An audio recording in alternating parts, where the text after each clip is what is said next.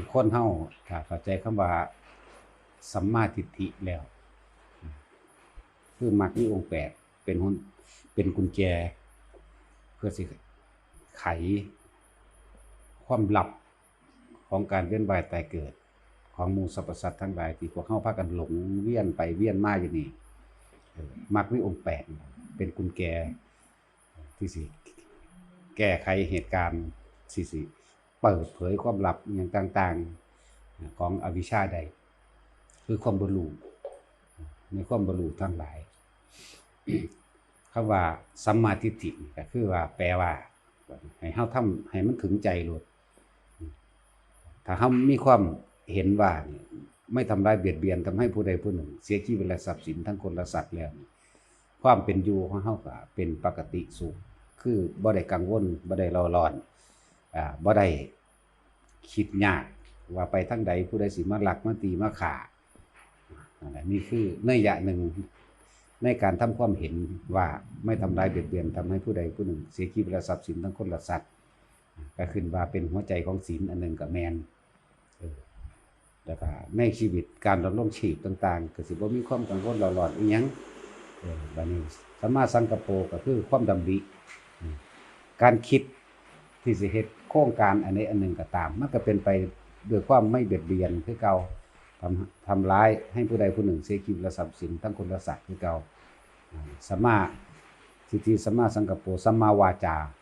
คำว่าวาจากล่าวคำอ่อนน้อมถ่อมตนกล่าวคำที่บ่ไปกล่าวตูใส่ร้ายเสียดสีอิจฉาริษยานินทากับไผบ่ชักจูงไปในทางที่ผิดในทางที่เฮ็ดให้แต่ของเองเดือดร้อนและผู้อื่นเดือดร้อนเองในเมื่อสัมมาทิฏฐิผู้เป็นหัวหน้าแรกผู้เป็นหัวใจใหญ่มาแล้วสัมมา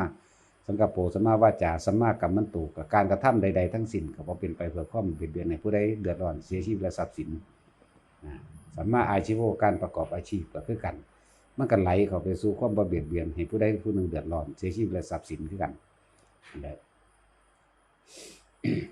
สัมมาวายาโมคือความเพียร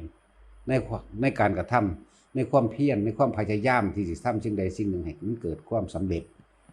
ก็บ่เป็นไปเพื่อความเบียดเบียนให้ผู้ใดผู้หนึ่งเดือดร้อนเสียชีวิตทรัพย์สินคือเก่านะก็ไปหั่นแหละจนมาถึงสัมมาสติเนี่ยตัวนี้สิสัมมาสติก็คือว่าในความระลึกนึกถึงสิ่งต่างๆมันก็นึกถึงว่าบ่อยากให้ผู้ใดมาเดือดร้อนให้เสียชีวิตและทรัพย์สินคือเก่านี่คือให้เป็นเนื้อยะแค่เนื้อยะเดียวนั่นแหละถ้าผู้ใดมีความรู้สึกนึกคิดจังซี่ไว้แล้วมันก็ประกอบชอบโดยธรรมทั้งเบิดเป็นความจริงของพุทธะที่ว่าถ้าคำว่าพุทธะแปลว่าผู้รู้ก็ต้องเดินตามรอยนี่แหละจนถึงที่สุดก็คือสัมมาสมาธิมีความตั้งจิตแน่วแน่และมั่นคงตอนนี้เฮาหันเข้ามาสู่การปฏิบัติธรรมในมรรคมีองค์8ทั้งหลาย แต่เฮาตั้งจิตใจไว้จังซั่นแล้วคำว่าศีลมันก็บริสุทธิ์ของมันแล้วเริ่มตั้งแต่ว่าเฮามีความเห็นและการกระทำคำพูดการกระทำทั้งกายและคำพูดต่างๆนี่ประกอบเป็นอันหนึ่งเดียวกันคือการบ่ทำลายเบียดเบียนผู้ใดผู้หนึ่งเสียชีวิตหรือทรัพย์สินทั้งคนและสัตว์ตลอดทั้งการกล่าววาจาต่างๆนานาเพื่อให้ผู้อื่นเสียชื่อเสียงกล่าวตูหยังก็แล้วแต่เนี่ยเฮาไหลมาสู่การปฏิบัติธรรมเด้อคำว่าสัมมาสตินะสตินี่แปลว่าระลึกเด้อสติกับสมาธิตีคู่กันตลอดได้บัดนี้อันนี้พูดถึงการปฏิบัติธรรมนะคนทั้งหลายเมื่อเริ่มต้นแรกในการเข้ามาปฏิบัติธรรมยังบ่ทันเข้าใจเรื่องจิตคือความคิดทั้งหลายสิมันปรุงแต่งฟุ้งซ่านเพ้อเจ้อไปหลายอันหลายอย่างหรืออยากเว้าซ้ำย้ำในความทำความเข้าใจคำว่าความคิดจิตคือความคิดทั้งหลายแหละนั่นแหละการปฏิบัติธรรมอ่านหนังสือธรรมะก็เรียกว่าปฏิบัติธรรมเพื่อมันจะทำความรู้แจ้งในความจริงของเจ้าของเองสวดมนต์สาธยายธรรมคำสอนพระเจ้าบทใดบทหนึ่งก็แล้วแต่ก็เรียกว่าปฏิบัติธรรมนั่งสมาธิก็เรียกว่าปฏิบัติธรรมฟังธรรมะคือเฮาฟังอยู่เดี๋ยวนี้ก็เรียกว่าปฏิบัติธรรมยังอีกล่ะเดินจงกรมก็เรียกว่าปฏิบัติธรรมเดินจงกรมยืนระลึกนึกถึง ยืนภาวนาก็เรียกว่าปฏิบัติธรรมทั้งเบิดร่วมแล้วครับบาดนี้อาการต่างๆที่ทุกคนนั่นบ่เข้าใจทำความเข้าใจคำว่าสัมมาสติกับสัมมาสมาธิให้ดีเด้อสัมมาสติคือความระลึกนึกได้สัมมาสมาธิคือความตั้งใจมั่นคงสู่จุดหมายให้แน่วแน่หรือว่าจิตตั้งมั่นในอันเดียวอารมณ์เดียวความคิดเดียวให้มันตั้งมั่นอยู่จังซั่น บัญชีอธิบายให้ทุกๆคนเข้าใจบางคนก็ถามสวดมนต์อยู่ก็เกิดความปลื้มใจปิติเกิดขึ้นน้ำตาไหลมันคืออะไรมันคืออะไรเดินจงกรมก็เป็นมีอาการปลื้มปิติมีอาการอยากให้น้ำตาไหลคือกันก็มีนั่งภาวนาอยู่จังสิก็มีอาการขนลุกขนหัวลุกขนขี้ลุกเบิดบางคนก็เกิดอาการปลื้มปิติอยากให้หรือมีร่างกายโยกสั่นโยกหน้าหลังหรือสิลอยขึ้นหรือสิใหญ่ขึ้นยังก็แล้วแต่ทั้งเบิดเดินจงกรมก็เป็นด้วยนี่มันต้องเว้าให้เบิดเด้ถ้าเว้าไปแล้วก็บ่เอาไปเทียบขยายเองนะเอาจังได๋อีกนอ ถามเอาเบิดก็มีเล็กๆน้อยทั้งที่เฮาก็คิดคือเว้าอยู่ซุมื้ออันเรื่องเกี่ยวกับอาการนี่คืออะไรอยู่ฟังจังได๋ฟังจังบ่ได้เข้าใจว่ามันคืออะไรก็ยังว่าอาการปิติทั้งหลายบัดนี้ให้มีสติในขณะนี้เฮากำลังระลึกนึกถึงหยังสติตอนนี้เฮากำลังนึกถึงพุทโธกับลมหายใจเข้าออกเป็นของคู่กันสมาธิคือความตั้งใจมั่นคงแน่วแน่กับลมหายใจกับคำบริกรรมให้มันเป็นอันหนึ่งเดียวกันเนี่ยสติคือนึกถึงสมาธิคือตั้งใจมั่นคงให้มันตั้งอยู่จังซี่แต่ส่วนมากบัดนี้นั่นก็เทียบเอาเด้อมันสิอธิบายบ่ทุกอันโพด คนที่นั่งทำสมาธิจับลมหายใจพร้อมกับคำบริกรรมเมื่อคณิกะสมาธิเกิดขึ้นมีความสงบขั้นต้นมันเกิดขึ้นแล้วมักสิมีอาการปีติเกิดขึ้นและสิคิดถึงอาการนั้นว่ามันคืออะไรนั่นเองแทนที่สิเอาสติจับอยู่ในคำบริกรรมนั้นลมหายใจนั้นให้มันเกิดความตั้งมั่นคงยิ่งก็ไปก็เก่าอีกแต่ว่ากลับเอาสตินั้นออกมานึกถึงอาการปิติที่มันสั่นที่มันโยกที่มันโพ่งขึ้นที่มันลอยขึ้นนั่นแหละคำว่าสติเป็นไดล่ะสติเลยบ่อยู่ในอารมณ์เดียวเลยขาดออกจากการทำสมาธิขาดออกจากสมาธิขาดออกจากความตั้งมั่นของจิตเท่านี้แหละเฮาตั้งไว้ว่าเฮาสิเฮ็ดอารมณ์เดียวให้มันได้คือตั้งไว้ลมหายใจนี่เองเพราะแต่อาการนี่อาการสั่นเกิดขึ้นเพิ่มออกจากสมาธิแล้วออกมายังออกมาคิดพิจารณาเรื่องอาการนี่เองออกมาพิจารณาอาการที่มันสั่นที่มันโยกที่มันปลื้มที่มันน้ำตาไหลที่มันให้บัดนี้ทุกอย่างที่มันเกิดแม้กระทั่งว่าฟังธรรมอยู่กับปลื้มน้ำตาไหลคืออะไรก็ยังว่าปิติคือบ่ตั้งใจมั่นคงฟังอยู่จังซั่นสมาธินี่บ่แม่นแต่ว่าสิมานั่งหลับตาอย่างเดียวบ่แม่นแต่สิเดินจงกรมอย่างเดียวการฟังธรรมก็เอิ้นว่าการทำสมาธิให้เข้าใจคำว่ากูสิตั้งใจฟังนี่ตั้งใจแล้วตั้งใจฟังตั้งใจพิจารณาให้มันรู้แจ้งในเนื้อหาธรรมกับประสบการณ์จริงในชีวิตจริงของเจ้าของให้ใครเข้าใจคำว่าสมาธิแปลว่าตั้งมั่นจิตตั้งมั่นตั้งมั่นคงอยู่กับอันเดียวอันนั้นบ่มั่นคงฟังธรรมไปเกิดจิตมันบ่เคยกินอาหารธรรมบ่เคยกินอาหารทิพย์โดยธรรมโดยทิพย์มันสะอึกพึบขึ้นมากคืออยากให้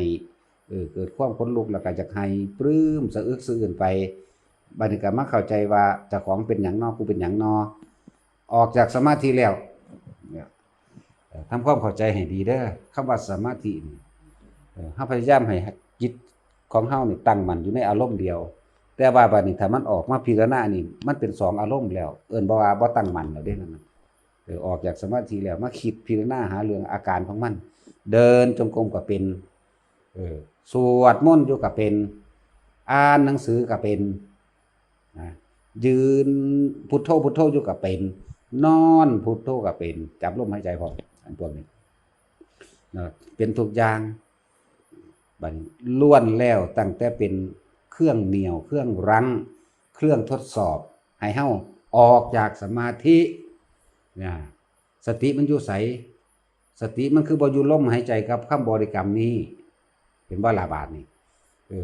สมาธิเลยบ่ตั้งมั่นนี่เอาแค่อาการปิติที่ว่าขนลุกคือสิให้หรือให้โยกซ้ายโยกขวาโยกหน้าโยกหลังอาการโพ่งพ้องหรือตัวโยกสูงขึ้นก็มีตัวใหญ่ขึ้นเต็มห้องก็มีคล้ายกับลอยไปก็มีเห็นแสงสว่างก็มียิ่งกว่านั้นเข้าไปอีกบัดนี้จิตมันเริ่มร่วมเข้าไปสู่อุปจารสมาธิอันนี้สิมีต่างๆนานาสิเฮาบ่เคยเห็นมากเพิ่นเลยเอิ้นว่าอภินิหารมากสิ่งที่เฮาบ่ค่อยเห็นในธรรมชาติสิ่งที่เฮาบ่เคยเห็นเป็นปกติเลยเอิ้นว่าอภินิหารก็คือมันเห็นนั่นเห็นนี่นั่นแหละเห็นยิ่งกว่าเก่าอีกอย่างเช่นว่าเห็นแสงสว่างที่มันว้าขึ้นมาเลยแล้วก็ลอยไปลอยมาจังซี่ก็มีอันนี้เป็นลูกๆเป็นดวงๆแสงสว่างลอยไปลอยมาก็มีบางที่เป็นคือฟ้าเหลื่อมเพิบข้างซ้ายขอบตาพี่ซ้ายขวาในขอบตาพึบพับบาดนี้สติมันอยู่ไสเอาออกไปคิดว่ามันเป็นหยังวะมื่นตาเบิ่งมั่งนี่สติบ่อยู่กับตัวแล้วบาดนี้สมาธิก็เลยถูกทำลายลงเพราะว่าเฮาบ่สามารถประคองสติให้มันเป็นอันหนึ่งอันเดียวได้เลยเอิ้นว่ามันบ่ถึงสมาธิมันเป็นหยังวะคือเป็นแนวนี้วะนั่นบางทีร่างกายโยกมื่นตาปึ๊บตื่นย่านบางทีขนขิ้งลุกขนหัวลุกวาบขึ้นมาคั้นน้ำหน้าน้ำตาหน้าหยาๆซ่าๆดอกห่างบ่แม่นแนวเจ็บดอกมันหยาชาแบบนิ่มๆคั้นงักๆแยกๆนำหมู่นี่ก็เอามือมาลูบมั่งนั่นออกจากสมาธิแล้วจักกะละคำว่าสติกับสมาธินี่อย่าลืมว่ามันคู่กันเด้สติคือนึกได้เด้สมาธิคือถ้าเฮานึกได้อยู่ในอันนี้อันเดียวนี่นะมันก็เกิดเป็นสมาธิของมันเองแหละส่วนมากมันมาคิดแม่นหยังวะร่างกายโยกก็มื่นตาเบิ่งมั่งย่านคือมันสิลอยขึ้นก็มื่นตาเบิ่งตกใจนี่แหละคือเขาเรียกว่าเลยเอาสติตัวนี้มาคิดถึงเรื่องนี้คิดถึงเรื่องร่างกายนี่ลอยไปลอยมานี่โยกมั่งคั่นหน้ามั่งคั่นยกๆแยกๆมั่งทำตรงนี้มั่งจังว่าบาดนี้เดินจงกรมก็เป็นเด้บ่แม่นตั้งแต่ว่าสิมานั่งหลับตาอย่างเดียวเป็นเด้เดินจงกรมก็เป็นเดินไปดีๆนี่คือลอยขึ้นนี่ย้วยไปคือลอยขึ้นคือเป็นแนวนี้วะนั่นออกจากคำว่าสมาธิแล้วสมาธิบ่ตั้งมั่นบ่มั่นคงแล้วมันเลยบ่อาจสามารถเข้าสู่อัปปนาสมาธิได้เข้าถึงความสงบอันสูงสุดมันเลยบ่สามารถเข้าได้เพราะว่าหยังมันเอาความคิดสตินี่มันเอานึกถึงสิ่งอื่นนึกถึงอาการที่มันเกิดขึ้นกับร่างกายนี่เองนั่นแหละให้เข้าใจซะว่าบัดนี้ล้วนแล้วแต่เป็นเครื่องทดสอบอารมณ์เฮ็ดให้เฮาบ่เข้าไปตั้งมั่นบ่ให้เฮาบ่มั่นคงเพราะว่าหยังเฮามาคิดถึงแต่เรื่องนี้เรื่องร่างกายโยกเรื่องเห็นแสงสว่างเรื่องเห็นนิมิตต่างๆเป็นแสงเป็นเห็นฮอดพระอรหันต์พุ่นแล้วสิว่าหยังพระอรหันต์องค์นั้นองค์นี้มาแสดงธรรมให้ฟังพุ่นแล้วเห็นฮอดพระพุทธเจ้าแล้วธรรมดาบอกมาแสดงธรรมให้ฟังบัดนี้บ่ได้เข้าใจได้ว่าเจ้าของนั้นสติได้ขาดไปแล้วความเพียรในขณะนั้นเพื่อสิให้เกิดความตั้งมั่นของสมาธิขาดไปแล้วเพราะว่ามันนำมาคิดเรื่องนี้คิดเรื่องพระสงฆ์พระอรหันต์องค์นั้นแสดงธรรมให้ฟังพระพุทธเจ้าแสดงธรรมให้ฟังหรือมีเทวดาทั้งหลายมาขอฟังธรรมมั่งหรือเขาปรากฏกายเห็นนั่นนี่มั่งเห็นพญานาคมามั่งเห็นพญาครุฑมามั่งทั้งเบิดนี่ล้วนแล้วแต่เป็นเครื่องปรุงแต่งทั้งนั้นแหละเฮาบ่ทันความปรุงแต่งเด้เฮาบ่ทันมันนี่ย้ำซ้ำอีกเทื่อนึงซ้ำเพื่อให้คนผู้นั้นเกิดความเข้าใจว่าโอ้นี่มันเป็นเครื่องทดสอบอารมณ์ บ่เฮ็ดให้เฮาตั้งอยู่ในอารมณ์เดียวบ่ได้ตั้งมั่นอยู่ในอารมณ์เดียวคือสมาธิมันบ่ตั้งมั่นเพราะว่ามันเอาสติไปคิดอย่างอื่นสติกับสมาธิมันถ้าเฮาประคองสติสมาธิก็เกิดเองทำสติให้ดีเถอะนาเดี๋ยวสมาธิสิตั้งมั่นเองนาสติคือแปลว่าระลึกได้นึกถึงหยังนึกถึงพุทโธกับลมหายใจเดี๋ยวนี้เนี่ยพุทโธพุทโธกับลมหายใจเข้าพุทหายใจออกโธไปเรื่อยๆมันสิคอยตั้งมั่นไปเป็นสมาธิเองดอกนี่แหละคำว่าสติเพิ่นจึงบอกว่าการปฏิบัติธรรมทั้งหมดสติสำคัญที่สุดสติให้ระลึกนึกได้ว่าตอนนี้เล่ากำลังทำอะไรนี่นะเฮากำลังเฮ็ดหยังเฮากำลังบริกรรมภาวนาหายใจเข้าพุทหายใจออกโธ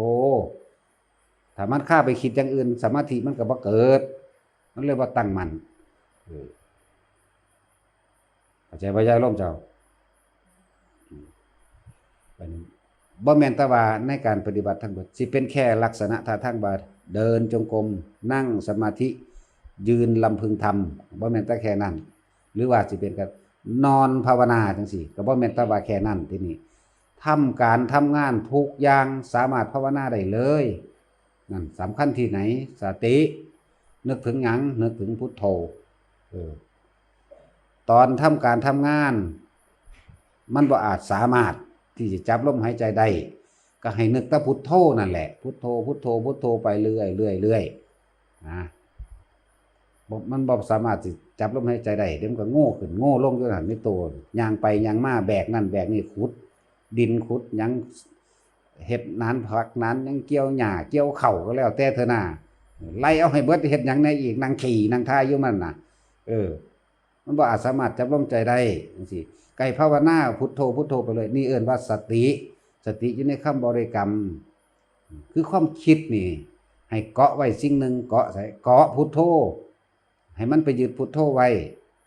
ตั้งแต่เก่าก่อนเฮาบ่เคยยึดพุทโธจักเทื่อเฮาไปยึดไปคิดถึงผู้นั้นคิดฮอดผู้นี้คิดฮอดงัวฮอดควายคิดฮอดสัตว์เลี้ยงคิดฮอดสมบัติที่มีวิญญาณและบ่มีวิญญาณคิดฮอดคนผู้นั้นผู้นี้สวิญญาณกับทรัพย์นั่นน่ะอวิญญาณกับทรัพย์ที่บ่มีวิญญาณมีหยัง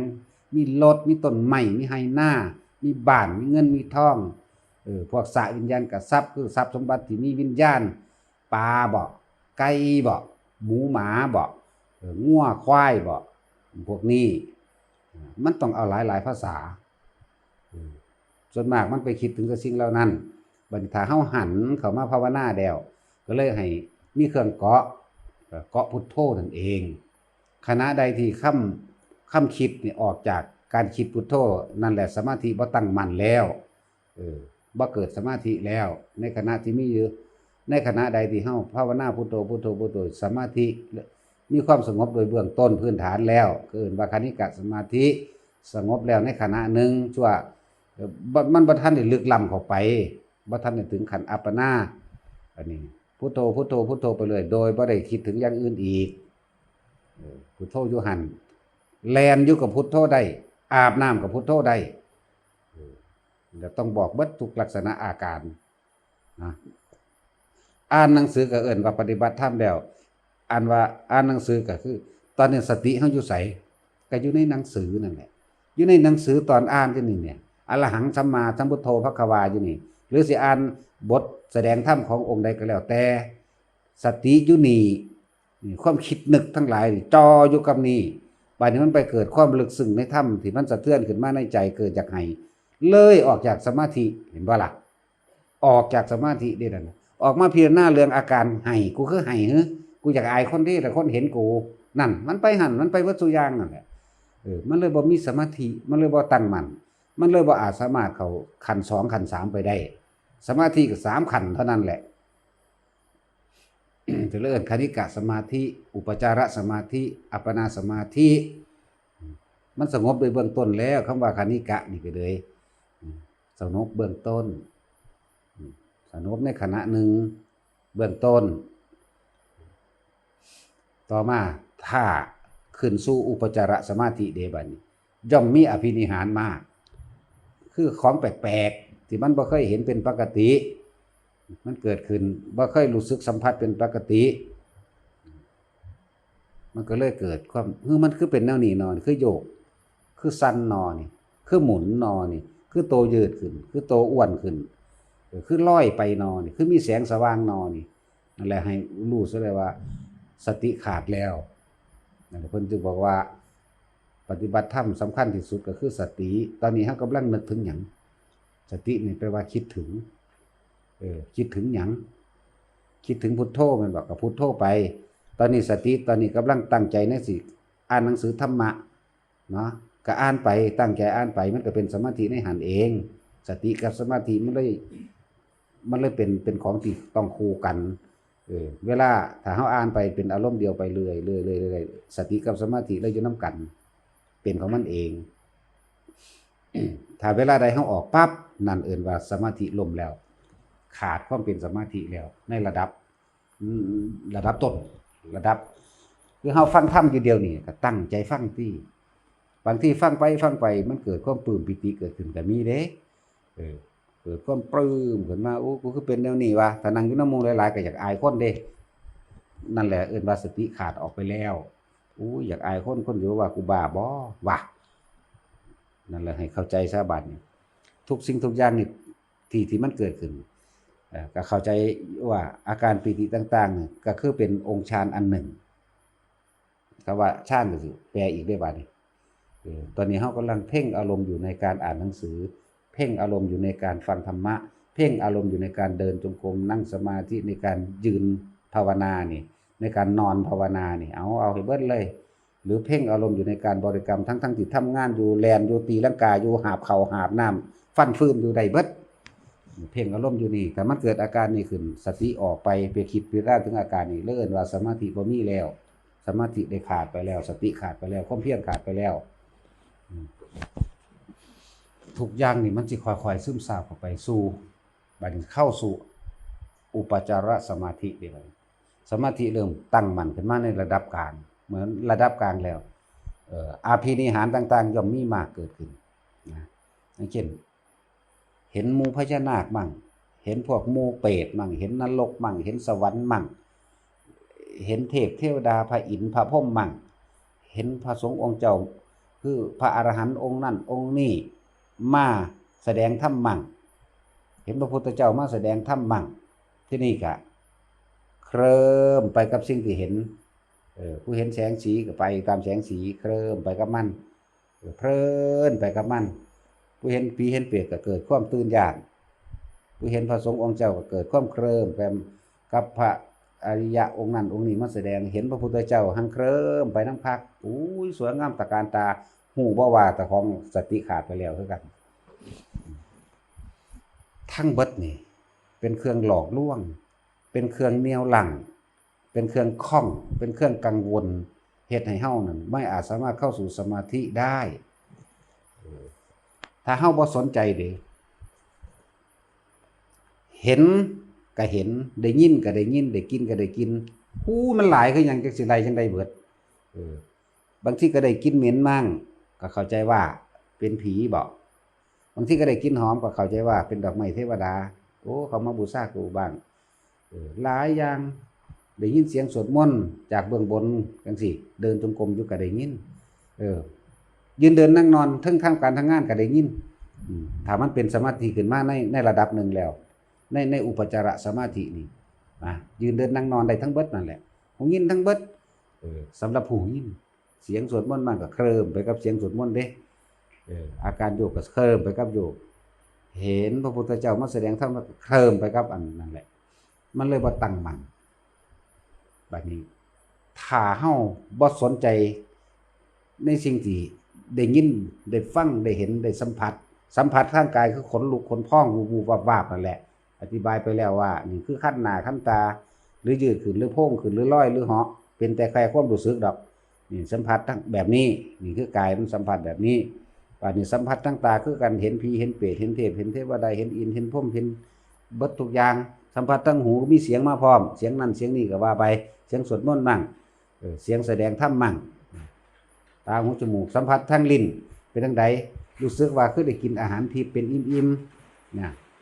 ตาหูจมูกลิ้นกายนี่ไล่ครบเบิดแล้วนี่มาไล่ครบเบิดแล้วค่ะ ถ้าเฮาบ่สนใจ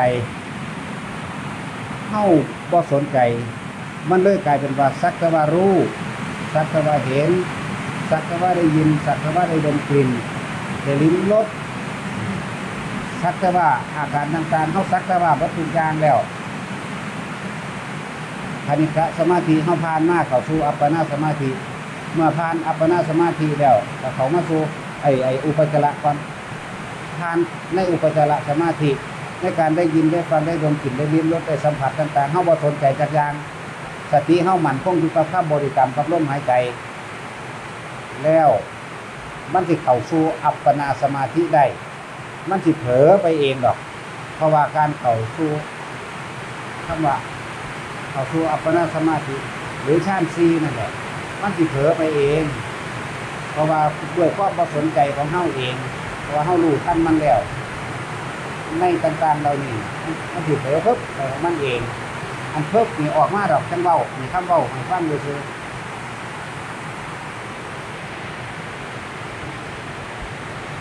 นี่คือวิธีขจัดความกังวลในเรื่องปิติต่างๆในอาการต่างๆที่มันเกิดขึ้นทั้งร่างกายทั้งตาทั้งหูทั้งจมูกทั้งลิ้นทั้งกายขจัดโดยความไม่สนใจสติมันคงอยู่กับคำบริกรรมกับลมหายใจแค่นี้ให้มันคงอยู่แค่นี้แล้วมันจะไหลเข้าสู่อัปปนาสมาธิเองตั้งใจเข้าว่าได้เราต้องมีสติระลึกได้เฉพาะคำบริกรรมกับลมหายใจเท่านั้นผู้ที่เข้าฌาน3ผู้ที่เข้าฌาน4บ่แม่นแบบนั้นผู้ที่เข้าแบบนี้เว้ย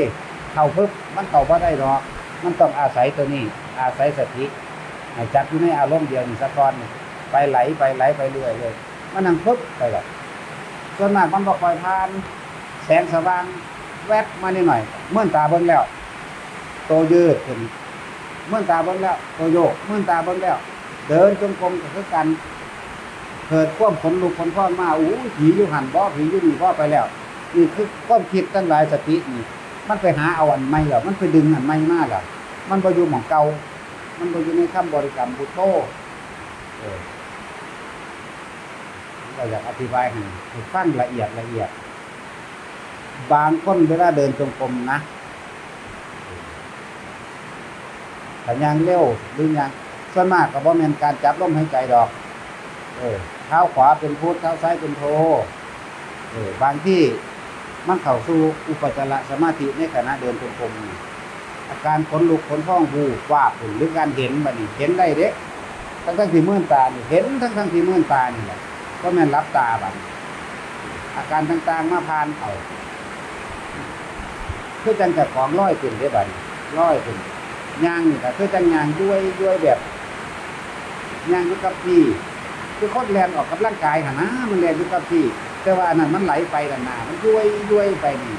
บัดนี้ก็ตกใจมันเป็นหยังว่ากูคือเป็นแนวนี้วะ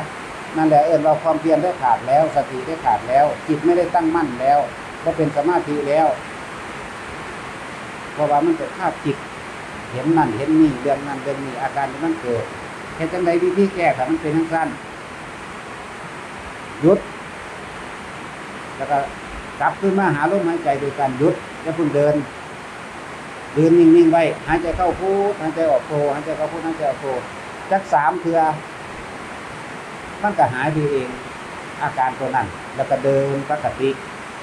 สติกับคำบริกรรมกับข้าวขวาพุทซ้ายโธนี่มันก็เป็นปกติอีกแม้การเห็นนิมิตอื่นๆทั้งเบิดกระสางหยุดกลับขึ้นมาอยู่ในลมหายใจพุทโธถ้าว่าเห็นอาการอื่นเห็นผีเห็นเปรตเห็นพระพุทธเจ้ามาแสดงธรรมให้ฟังสิถ้าอยากให้นิมิตนั้นหายไปเพราะว่าเฮารู้ทันมันแล้วว่ามันเป็นแค่เครื่องรังหยุดหายใจเข้าพุทหายใจออกโธสัก3เทื่อมันก็หายเองมันก็ขึ้นมาสู่อาการปกติของมันเองแล้วก็เดินไปนั่นแหละเข้าใจว่าล่ะไปถามเจ้าเดชศิลป์ถามบัดอยู่ข้างหลังพุ่นเจ้ามันบ่เป็นจักเทื่อหรอกถามมันบัดข้างหลังพุ่นปิ๊บน้อยตอนแม่งหิ้งหอยเจ้าก็มื่นตาโผล่แล้วโย้ยตั้งบ่อยากอายแท้บ่อยากอายติ คุณตามผู้ข้างหลังคุณและจังว่าประเด็นเขาจะเอาการขจัดกิเลสหม่องใดเขาจะเอาการบรรลุธรรมหม่องใดเขาจะเอาการเห็นธรรมหม่องใดในเมื่อเขาขจัดอาการต่างๆเรานี่ได้แล้วเขาเข้าใจสื่อมันแล้วเขาเข้าใจแต่ละอันแต่ละอย่างได้แล้วยิบเป็นผู้คิดผู้ปรุงผู้แต่งแสวงหาและสะสมเขาจะขจัดจะรู้เท่าทันอย่าเพลินไปต่างๆการเพลินไปการคิดไปในสิ่งที่มาเกิดกับตาหูจมูกลิ้นกายของเขาเองการคิดไปแล้วทำให้เกิดอารมณ์นั่นมันเป็นที่มาของโกบเกิดอารมณ์เป็นความรู้สึกต่างๆนั่นแหละนั่นเองว่าเป็นที่มาของโกบถ้าเฮารู้เท่าท่านสิ่งเหล่านี้แล้วเข้ามารู้เท่าท่านเข้ามาคิดไปตามความรู้สึกที่มันเกิดทั้งกายตามสิ่งที่ตาหูจมูกลิ้นกายเห็นสัมผัสต่างๆได้เข้ากระจัดออกไปคือเขาบ่สนใจเรื่องว่าสมาธิมันตั้งมั่นเห็นบ่เห็นก็ให้สักแต่ว่าเห็นบ่ไปใส่ใจได้ยินก็สักแต่ว่าได้ยินได้สัมผัสก็ได้ใช้ว่าได้สัมผัสคือมันรู้โดยทั้งตาทั้งหูแต่ว่าใจมันบ่ไหวติงไปนำมันบ่คิดไปพร้อมมันบ่กังวลกับเรื่องเหล่านั้นเมื่อมันบ่มีความกังวลแล้วมันก็บ่มีอารมณ์ความรู้สึกใดมันย่อมไหลเข้าสู่อัปปนาสมาธิของมันเองนั่นมันไหลเข้าไปตรงนั้นแล้วความคิดเข้าไปปรุงแต่งในสิ่งที่สัมผัสด้วยตาด้วยหูด้วยจมูกด้วยลิ้นด้วยกายที่นี่เวลาเขามาใส่ชีวิตปกติอยู่น้ำบ้านน้ำเมืองนั่นแหละเขาเทศกันได้กระซางไปเขาเลยบ่ได้นำเรื่องของเขามาคิดว่าไปยืนยันว่าไปตัดสินว่าได้ไปอ้างตัวเองว่าเป็นผู้รู้เพราะว่าอารมณ์เขาคือสมาธิเขามันตั้งมั่นอยู่ในตัวนี้แล้วเช่นว่าพุทโธจะสิตั้งมั่นในพุทโธทั้งที่ทำการทำงานการเห็นเรื่องราวต่างๆได้ยินได้ฟังเรื่องราวต่างๆเข้ากับนอมเขามากกันว่านั่นแหละมันก็ละตัวนั้นละตัวเขานั่งเขามาคิดนั่นเองจนถึงที่สุดแล้วเข้าชินกับการบ่คิดว่าหาเหตุผลของสิ่งที่ตาหูจมูกลิ้นกายสัมผัสสัมพันธ์ใดแล้วต่อมาการใช้ชีวิตปกติเข้ากับบ่นำสิ่งที่ตาหูจมูกลิ้นกายเข้าไปสัมผัสโดยภายนอกด้วยกันเข้าบ่นำเขามาคิดพบมันก็รับออกไปแล้วพบก็บ่ได้เกิดเป็นใดนี่ละแบบนี้คือมันรู้ท่านแล้ววันนี้เมื่อเฮาบ่นำเขามาคิดแล้วอารมณ์ความรู้สึกไอ้ความพอใจและบ่พอใจมันก็บ่เกิดขึ้นนั่นแหละเอิ้นว่าพบก็ดับไปแต่ว่าย่ายน้อยความพอใจก็บ่เกิดขึ้นแล้วมันก็ดับไปแล้วพบก็ดับไปแล้วแต่ละแบบไหนละแบบนี้บ่ได้แม่นแบบนี้อภินิหารอีหยังมากมายดอกอภินิหารแล้วมันดึงคนไว้บ่ให้เข้าถึงให้มันขาดออกจากสติขาดออกจากความตั้งใจมั่นไล่เบิ่งดีๆได้ในมรรคมีองค์8สัมมาทิฏฐิเป็นที่1ไปสุดอยู่หม่องไสสัมมาสมาธิคือความตั้งมั่นแม่นบ่ล่ะจิตตั้งมั่นในการที่สิสังเกตจิตเจ้าของเองนี่ว่าความตั้งมั่นสมาธิก็ตั้งใจมั่นเนาะมันก็มั่นอยู่นี่แหละมั่นโดยการบ่ไปคิดเรื่องผู้ใดผู้หนึ่งบ่ไปคิดเรื่องใดทั้งสิ้นเลยเข้ามาเมื่อมันบ่มีการคิดแล้วความสุขกับความทุกข์มันสิมาจากไสแม่นบ่ล่ะนั่นแหละมันบ่มีอารมณ์บ่มีความรู้สึกมันมีรู้สึกพอใจกับบ่พอใจ2อย่างนี่แหละมันเห็นง่ายๆนี่มันเลยเป็นสักแต่ว่าเห็นสักแต่ว่าได้ยินสักแต่ว่าได้ดมกลิ่นสักแต่ว่าได้ลิ้มรสไปสักแต่ว่าได้สัมผัสทางกายเห็นบ่นั่นแหละมันละแบบนั้นบัดนี้ก็สิสงสัยว่าศีลแบบศีลก็ยังบอกแล้วก็สัมมาทิฏฐิแต่ที่แรกพุ่นแม่นบ่ล่ะวิจิกิจฉาเด้มันก็บ่สงสัยหยังจักอย่างแล้วนี่เนี่ยมันละไปแล้วบัดนี้มันยังแต่ว่าสมาธิเฮามั่นคงบ่เนี่ยตั้งมั่นหรือมั่นคงบ่นี่ นี่มันอยู่ตัวนี้บัดนี้ถ้าผู้ใดเฮ็ดได้แบบนี้มันฮอดหันพุ่นตัวเนาะ มันฮอดเป็นอรหันต์พุ่นตัวเข้าใจว่าตัดสินถามเจ้าแล้วบัดนี้ ตาเห็นสิ่งใดก็สร้างบ่นำเข้ามาคิดเลยถ้าเฮานำเข้ามาคิดอารมณ์ความรู้สึกย่อมเกิดขึ้นในความพอใจและบ่พอใจพบเกิดขึ้นแล้วเข้าใจว่าไม่ใหญ่ฝากนั่นโดยขน้อยนะเว้ย ถามพวกนี้ซึ่งเห็นได้นี่บ่ตอบเฮาเด้เพราะหยังเขาบ่มีสมอง นั่นแหละตาเห็นเรื่องเล่าใดก็แล้วแต่บ่นำเขามาคิดมันก็อยู่แค่นั้นนั่นสมาธิมันตั้งมั่นอยู่ในความว่างแหละสิไปมั่นในสิ่งใดถ้าเฮาคิดมันบ่ว่างเด้เนาะนั่นแหละหูได้ยินเรื่องเล่านั้นนี่เฮาก็บ่ดึงเข้ามาปรุงแต่งจมูกลิ้นได้ลิ้มรสได้ชาติหยังก็แล้วแต่ร่างกายสัมผัสผู้นั้นผู้นี้อย่างเช่นเขาย่างมาซดหลังเฮานี่หัวด่วนไปจังซี่เฮาก็เลี้ยวเบิ่งเขาซื่อๆแล้วก็แล้วไปโดยบ่ต้องนำเขามาคิดนะเข้าใจบ่บัดนี้เข้าใจบ่ฝากนั่นแหละ ว่าถ้าฝากนั้นได้พ่อละกูนี่พวกนี้อยู่นำตลอดอยู่นำหังลึงหังมึนหังหนาเนาะ ถึงได้ซุมื้อพระเจ้าถ้าฟังเอาเด้อต่อไปเฮ็ดเป็นแล้วนั่นน่ะให้ลูกหลานเขาเฮ็ดให้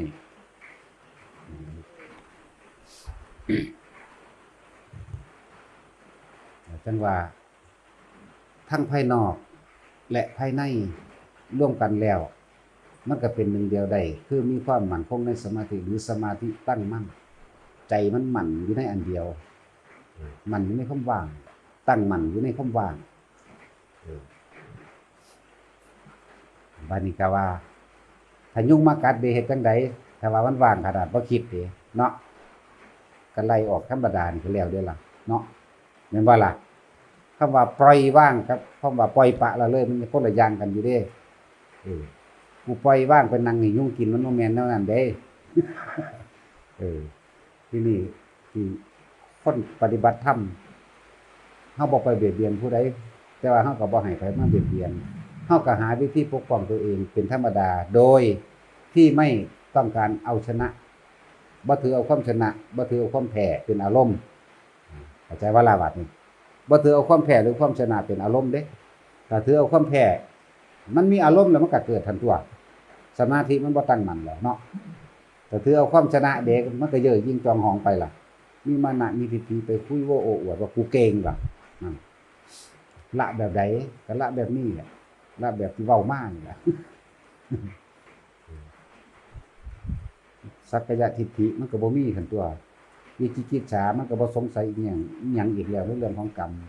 ศิรพัตุปรามาสมันว่างเบิดแล้วศีลก็บริสุทธิ์ข้อต่างๆคือเคยยึดมั่นถือมั่นในหลักการต่างๆมันก็ว่างเบิดแล้วมันบ่เกี่ยวกับหลักการแล้วการปฏิบัติธรรมแท้มันใส่ประสบการณ์เด้ถ้าผู้ใดยังติดหลักการอยู่นั่นน่ะคือเสียโอกาสจากสิได้รู้ความจริงว่าแม้กระทั่งว่าเจ้าของไปสัมผัสถึงความเป็นจริงแล้วก็ยังไปเอาหนังสือนั่นมาเทียบเอาคำครูบาอาจารย์เอาหนังสือเอาหลักการมาเทียบเลยเป็นครูบ่มีอิสระจากประสบการณ์มันคือบ่เป็นคือเพิ่นว่าวะเนี่ยมันถิ่มบ่เป็นเด้มันเอามาเทียบแล้วเกิดความรู้สึกว่าแม่นบ่นอนสงสัยเห็นบ่เกิดความรู้สึกสงสัยถ้ามันมีสงสัยแล้วมันก็วิตกถ้ามันมีวิตกแล้วมันก็กังวลตัวมันก็เกิดอัตตาตัวตนอยู่ในหันนั่นแหละว่าธรรมะนี่ต้องค้นหาความจริงด้วยการลงมือทำจริงๆเด้บ่แม่นว่าเป็นนักวิชาการวิจัยแล้วก็วิจารณ์หาเหตุหาผลมาสรุปลงได้แบบนั้นเด้แต่ว่าอารมณ์ความรู้สึกของเจ้าของมันบ่ถอดบ่ถอนออกนี่แหมมันบ่ออกจากความรู้สึกนี่แหมผู้ใดก็เคยสูญตัวความรู้สึกง่ายๆเนาะเวลาเขาเห็นบ่พอใจมันสูญแล้วมันปากมันเว้าก็สร้างได้มันหึบๆอยู่ในใจพี่มันสูญนั่นแหละพบเกิดแบบนั้นแหละฉะนั้นจึงมีการฝึกทำสมาธินี่เองจึงมีการฝึกทำสมาธิตั้งมั่นสมาธิของสูงสุดในการที่เฮ็ดให้สมาธิตั้งมั่นได้ก็คือสตินั่นเองเพิ่นจึงให้เฮาเอาสตินั่นไปจับไว้หม้องใดอันนึงพุทโธจับไว้ในพุทโธนี่ถ้ามีโอกาสนั่งสมาธิพุ พุทโธกับกับลมหายใจนี่พุทโธนี่ต้องตีคู่กันให้ได้นะถ้าเดินก็เอาก้าวขวานั่นแหละเป็นพุทก้าวซ้ายเป็นโธยืนเดินนั่งนอนก็คือการจับลมหายใจไว้อาการได้เกิดขึ้นกับสร้างเฮาบ่สนใจเฮาสิอยู่สติของเฮาอยู่เฉพาะลมหายใจแล้วมันก็สิเข้าลึกของมันไปเองดอกนั่นแหละเพิ่นเรียกว่าสมถะกับวิปัสสนาเป็นของคู่กันมันก็เกิดขึ้นมานำกันนั่นแหละเข้าใจบ่เพราะว่ามันเกิดขึ้นมานำกันเด้บ่แม่นแต่ว่ากูต้องเข้าฌาน4ให้มันได้คักๆกูจังสิได้เด้บ่แม่นแบบนั้นเด้มันก็เกิดขึ้นมาพร้อมกันนั่นแหละคณิกะสมาธิกับบรรลุธรรมได้ก็นี่แหละสงบชั่วขณะอาการนี้เกิดขึ้นปั๊บกูบ่สนใจเนี่ยคือตั้งมั่นอยู่ในคำบริกรรมหรือลมหายใจเขานี่เนี่ยบ่สนใจนั่นแหละมันก็ดับด้วยหันเองเพราะว่าเฮาบ่นำเข้ามาคิดในอาการที่เฮาเข้าไปที่มันเกิดขึ้นขณะที่คณิกะสมาธิไหลเข้าสู่อุปจารสมาธินี่แสงสีเสียงที่เฮาฮู้เฮาเห็นเทวดาอินทร์พรหมพระพุทธเจ้า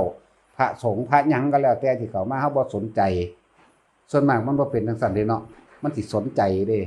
โอ้ยปลื้มปิติหลายพระพุทธเจ้ามาแสดงธรรมกูฟังว่ะนั่นแหละแท้ที่จริงแล้วเป็นเครื่องหลอกลวงอันนั้นแหละเขาเอิ้นว่ามันจังเป็นสังขารคือเก่ามันเกิดความปรุงแต่งอยู่คือเก่าเด้อันนั้นน่ะเฮาบ่ได้ไปตั้งมั่นเนี่ยคนที่บ่เข้าใจพบพระพุทธเจ้าให้ทำลายพระพุทธเจ้านะเนาะคืออย่าไปสนใจจักว่าล่ะอันนั้นมันยังเป็นเครื่องปรุงแต่งอยู่มันเป็นเรื่องปรุงแต่งอยู่เด้นั่นน่ะมันเลยบ่มั่นคงมันเลยบ่ตั้งมั่นถ้าเฮาจะเข้าสมาธิจังซี่ก็ให้มันได้สุดจังซี่คืออย่าสนใจในขณะที่เดินทางอย่าสนใจแสงสีเสียงที่มันกำลังสิผ่านไปปึ๊บออกมาจิตใจโล่งปลอดโปร่งสบายดีต่อมาก็ในการใช้ชีวิตประจำวันเฮาไปหาอยู่หากินไผสิเว้าแนวใดก็สร้างด้วยความบ่สนใจด้วยความบ่สนใจสติเฮาอยู่ในคำบริกรรมจังซี่ไผสิเว้าแนวใดก็สร้างซึ่งมันบ่เกี่ยวกับเฮาสิเป็นเรื่องข้อขาดบาดตายของเฮาเองมันสิบ่มีการตอบโต้มันสิบ่มีการนำเข้ามาคิดตาหูจมูกลิ้นกายทั้งหลายสัมผัสสัมพันธ์ไปตลาดกำลังเลือกหมักละมุดอยู่เขาหยังมาตำดวนไปมันก็เลยเห็นเขาซื่อๆกันแล้วไปบ่ต้องนำเข้ามาคิดนี่เพื่อให้มันเกิดความเคยชินจังซี่เข้าใจบ่ได้บ่พ่อเข้าใจบ่นี่เวลาปฏิบัติจริงนั่นน่ะก็ให้มันทันเด้เวลาเฮากลับบ้านไปเขาเฮ็ดนั่นเฮ็ดนี่บ่แม่นเดี๋ยวโอ้ยคือบ่เฮ็ดแนวนี้ก็บ่แม่นเด้ มันสูญแล้วเด้ออันแนวนี้นั่นเนาะ มันสูญแล้วโมโหแล้ว เรียกว่าเน้นอันนี้มื้อนี้เน้นให้เกิดความเข้าใจในทุกคนจะต้องเจอประสบการณ์สิ่งเหล่านี้อยู่แล้วรู้อยู่แล้วว่าทุกสิ่งทุกอย่างเป็นอาการปิติที่เกิดขึ้นรู้อยู่แล้วอุปจารสมาธิมันจะเกิดนิมิตมากเยอะแยะมากมายเลยให้รู้ไว้ว่าโอ้เพิ่นว่าบ่ให้สนใจเพิ่นให้สติกับคำบริกรรมแนบติดกันตลอดนี่ตลอดเวลานี่เฮ็ดลองเบิ่งบาดนี้เป็นหยังเพิ่นคือให้แนบเพราะว่าเพื่อบ่ให้ไปคิดถึงสิ่งอื่นในตาเห็นหูได้ยินอันนั้นเรื่องนั้นเรื่องนี้หยังซั่นจังซี่ปกติเฮาเคยชินถ้าว่าถ้าเห็นหยังมันอยากสอดรู้สอดเห็นนำเขาโลดว่าถ้าเห็นหยังได้ยินเรื่องใดก็สร้างมันจะเข้าไปสอนรู้สอนเห็นไปยืนยันไปตัดสินนั่นนี่อันนั้นผิดอันนี้ถูกว่าเด้มันบ่ว่างบ่เป็นนั่นคือความเพิ่นเลยให้มาชินกับพุทโธพุทโธพุทโธไว้ชินว่ากรรมฐาน40อย่างเป็นเครื่องสงบระงับความคิดนะเพิ่นจึงมีการฝึกหลายๆแบบปัญหาบ่มีเวลาไปฝึกกสิณกเสริญอิหยังดอกเนาะก็เลยเอาพุทโธนี่แหละเอาพุทโธนี่แหละเป็นเครื่องเพ่งจิตเอาเป็นหม่องเฮาสิจับไว้จับเอาความคิดได้จับโอ้ยเว้าแกล้งปานนี้บ่เข้าใจก็ไปตายทั้งใดก็ไปสุดท้ายก็ผู้ใดก็เลยเนาะก็เป็นเครื่องคิดเนาะ คิดไว้แล้วก็คิดพุทโธนะจะไปคิดแนวอื่นเวลาตาเห็นนั่นหูได้ยินนี่ได้กินนั่นกินนี่ขิวแม่งแท้เหม็นแม่งแท้บ่ให้คิดเหม็นก็ให้ฮู้แต่ว่าเหม็นขิวเหม็นก็ให้ฮู้หอมก็ให้ฮู้แต่หอมตัว เนาะนี่นั่นแหละมันเป็นอุบายเพื่อสิให้เฮานั้นบ่นำสิ่งต่างๆเข้ามาคิดเพื่อให้เกิดอารมณ์ถ้าเกิดอารมณ์จังใดภพมันก็เกิดขึ้นยามนั้นแหละภพมันก็เกิดขึ้นตามอารมณ์นั่นแหละอารมณ์หยังอารมณ์โกรธไปนรกอารมณ์โลภเป็นเปรตอารมณ์หลงแยกเอาบัดนี้ระหว่างอสุรกายกับสัตว์เดรัจฉานจักกันล่ะเนี่ยเพิ่นจึงให้เฮาดับภพชาติโดยการบ่นำเข้ามาคิดเพื่อมันเกิดอารมณ์ความรู้สึกกับพอใจกับไม่พอใจนั่นเองพอใจในกิเลสเป็นจังไดมันก็ไปทั้งเปรตทั้งอสุรกายเดรัจฉานเปรตที่เราได้พอใจในกิเลสนั่นน่ะพอใจในกิเลสยิ้มดีใจไปโกงเขามาได้เนาะก็เป็นสั่นล่ะถ้าสิพอใจก็พอใจไปทั้งบุญกุศลซะทั้งเกิดความสงบคำว่าสงบเรื่องของบุญนี่คือว่ามันไม่ก่อนที่สิเฮ็ดเฮาก็บ่ได้กังวล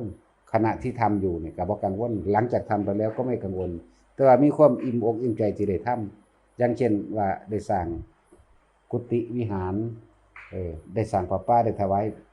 ผ้าไตรจีวรให้กับพระสงฆ์องค์เจ้าที่เฮาเคารพนับถือปลื้มไปจังซี่ไปสวรรค์กันก็เรียกว่าให้ทุกคนน่ะ